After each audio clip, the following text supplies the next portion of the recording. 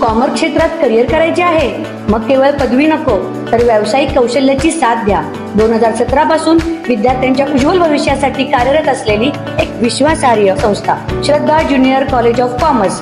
अनुभवी प्राध्यापकांकडून मिळणारे कोचिंग विद्यार्थ्याला चार्टर्ड अकाउंटंट होण्याच्या स्वप्नाकडे यशस्वीपणे घेऊन जाते. सीए फाउंडेशनचे परिपूर्ण मार्गदर्शन, करंट अफेअर्स आणि इव्हेंट मॅनेजमेंट याचे प्रॅक्टिकल नॉलेज व व्हरायटी ऑफ ऍक्टिव्हिटीज यावर विशेष भर.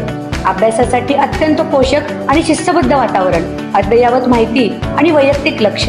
बदलत्या जागतिक अर्थव्यवस्थेसोबत अपडेट राहण्यासाठी विद्यार्थ्यांचे सक्षमीकरण.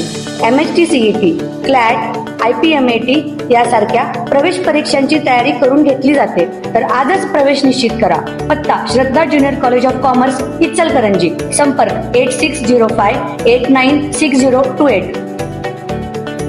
जनतेचा अधिकारनामा, जाणीव हक्काची या न्यूज चॅनलमध्ये आपले स्वागत आहे. घरकुलाच्या नावाखाली विस्थापन, आता तरी न्याय द्या. नेहरू नगरातील नागरिकांचा आक्रोश. रिकामी केलेली जागा परत द्या. पर्यायी पुनर्वसनाचा निर्णय घ्या. आमदार डॉक्टर राहुल आवाडे यांच्याकडे मागणी. इचलकरंजी. घर मिळेल या आशेवर 2011-12 मध्ये नेहरू नगर झोपडपट्टीतील अनेक कुटुंबांनी IHFDC म्हाडा घरकुल योजनेसाठी स्वतःच्या जागा रिकाम्या केल्या. मात्र तब्बल अनेक वर्षे उलटूनही ना घर मिळाले ना कायमस्वरूपी पुनर्वसन.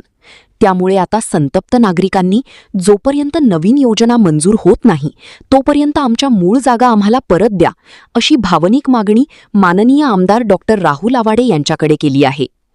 त्यावेळी प्रशासनाने लाभार्थींना थोरात चौक गाळा परिसरात पर्यायी जागा दिली होती. परंतु आजही त्या ठिकाणी मूलभूत सुविधांचा अभाव असून नागरिक भीतीच्या छायेखाली जीवन जगत आहेत.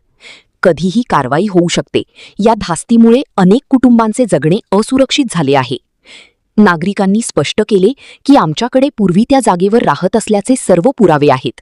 आम्ही शासनाच्या विश्वासावर जागा रिकामी केली, पण आता त्याच जागांवर अतिक्रमण झाले आहे. आम्हाला आमच्या हक्काची जागा परत मिळावी, जेणेकरून भविष्यात घरकुल योजना, प्रॉपर्टी कार्ड किंवा इतर शासकीय योजनांचा लाभ घेता येईल. या गंभीर प्रश्नावर आयुक्त, आमदार आणि संबंधित अधिकाऱ्यांनी तातडीची बैठक घेऊन निर्णय घ्यावा अशी मागणी नागरिकांनी केली आहे. घराच्या आशेवर बेघर झालेल्या कुटुंबांचा हा संघर्ष आता प्रशासनासाठी मोठे आव्हान ठरत आहे. प्रतिनिधी सचिन खोंद्रेसह